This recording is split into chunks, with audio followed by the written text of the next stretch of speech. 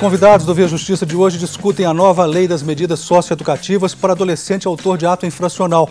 Participando do programa, o juiz José Honório de Rezende, cooperador das Varas de Infância e Juventude de Belo Horizonte, e a defensora pública Emília Castilho, do Centro Integrado de Atendimento ao Adolescente Autor de Ato Infracional, o CIA-BH. O senhor falava no final do bloco anterior, doutor José Honório, sobre a questão dessas discussões que aconteceram, 5 anos de discussões, para que se chegasse a essa lei.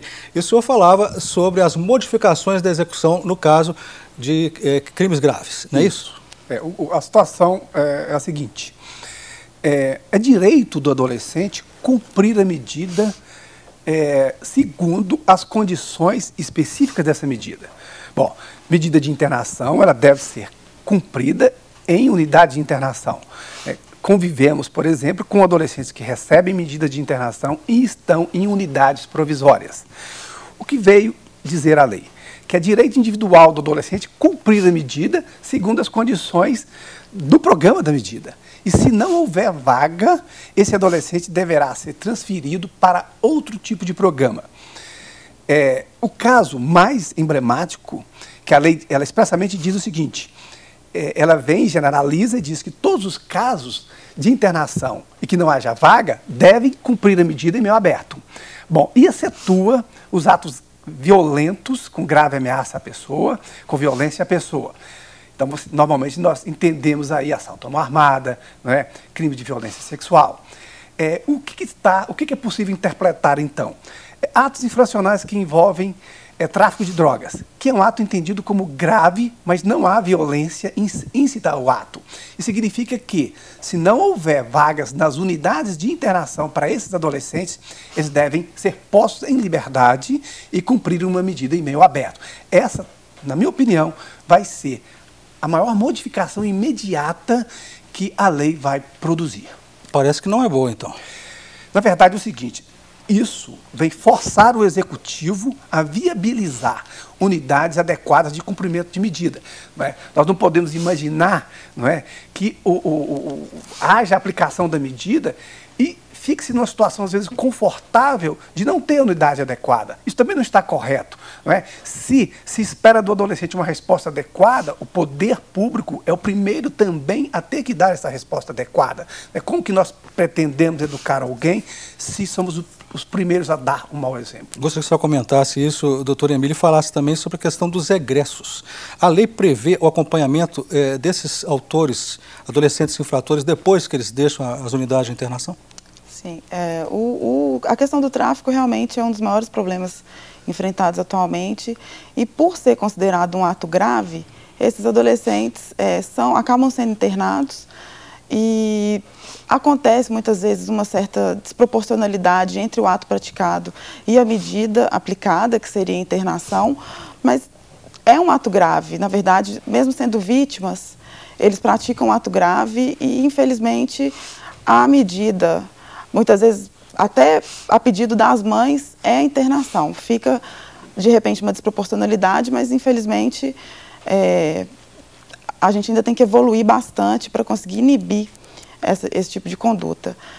E com relação aos egressos, a nova lei traz expressamente o acompanhamento do egresso, o egresso daquele adolescente que cumpriu uma medida socioeducativa e que foi desligado. Muitas vezes a gente percebe que o adolescente obteve êxito durante o cumprimento da medida dele, foi desligado da unidade, ganha a sua liberdade e ele não sabe o que fazer.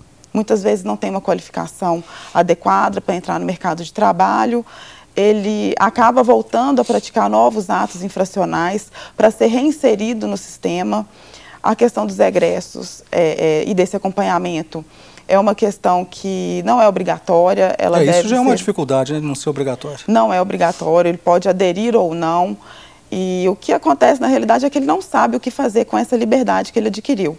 Houve um processo de responsabilização, o processo de execução obteve êxito e o adolescente fica sem rumo. O senhor quer falar, doutor? Eu quero fazer um destaque, é o seguinte, a maioria dos adolescentes que estão em centro de internação, os atos infracionais são decorrentes de tráfico de drogas. Então, daí o grande impacto que essa modificação legislativa pode introduzir de um dia para o outro. Nós estamos chegando ao final do nosso programa, vamos partir para as considerações finais. A senhora acha que essa lei é muito liberal, doutora Emília? Eu acho que é uma lei que, como diz o doutor Honório, tenta avançar. A sociedade avança, o legislativo ele tem que acompanhar essas mudanças e vamos ver. Eu acho que o futuro vai dizer se foram benéficas as alterações, se essa questão das visitas íntimas, que é bastante polêmica, como que isso vai ficar. Realmente, só os casos concretos é que vão poder dizer se a lei vai funcionar ou não. Considerações finais do senhor? A lei, toda lei, ela tem que tender um equilíbrio. Um equilíbrio entre direitos e deveres. Eu acredito que essa legislação ela faz bem isso e faz num ponto importantíssimo. Ela traz a responsabilidade do poder público federal, do poder público estadual, do poder público municipal, através dos diversos atores que atuam no processo socioeducativo em si. A responsabilidade para a eficácia e eficiência do sistema é de toda a sociedade. Então ela é bem equilibrada. Ela permite um bom funcionamento e permite resultados que possam dar mais esperança ao adolescente e à sociedade como um todo. Doutor Zé Honório, doutora Emília, muito obrigado pelas participações. O Via Justiça termina aqui. Este programa é uma parceria da TV Assembleia com a AMAGES, a Associação dos Magistrados Mineiros. Críticas, perguntas e sugestões, fale com a produção pelo telefone 31 3079 3454 ou pelos endereços eletrônicos tv@almg.gov.br ou viajustiça@mages.com.br. Até o nosso próximo encontro.